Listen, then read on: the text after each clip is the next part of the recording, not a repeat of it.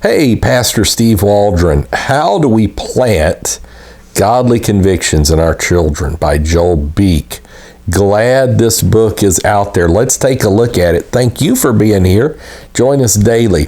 So it's just a little book. Joel R. Beek, written over 100 books. I think he actually started, didn't he?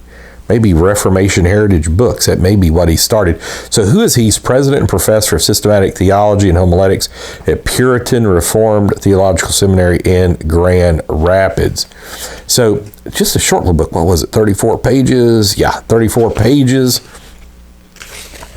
And let's just look on this cultivating biblical goodness. And this is the series, biblical godliness. This is the series editors, Joel R. Beek and Ryan M. McGraw.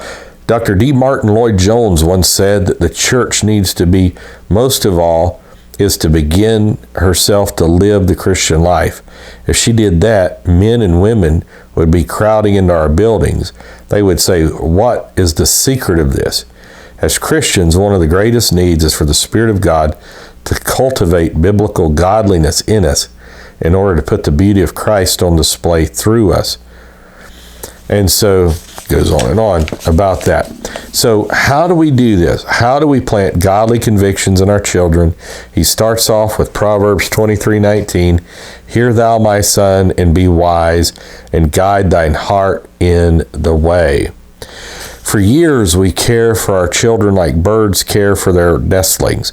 We shield them from danger, bring them good things to eat, and attend to all their needs.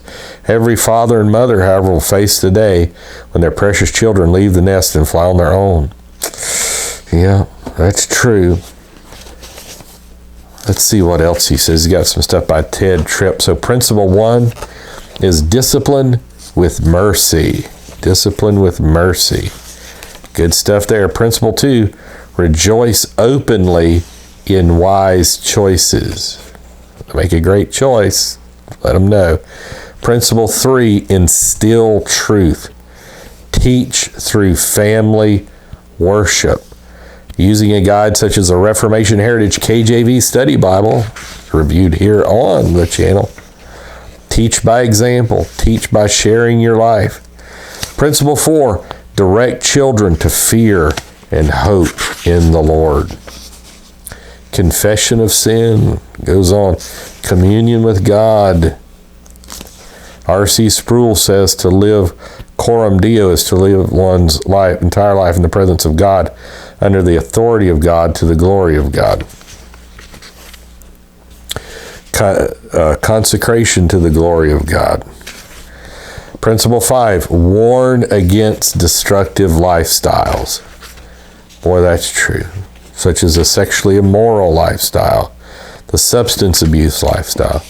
Principle 6, set a trustworthy example. Conclusion, build convictions at different stages of life. So 6 principles from Proverbs 23 direct us to know how to plant convictions in our children. So, good stuff right here. How do we plant godly convictions in our children by Joel R. Beek. God bless you. See you later. Bye-bye.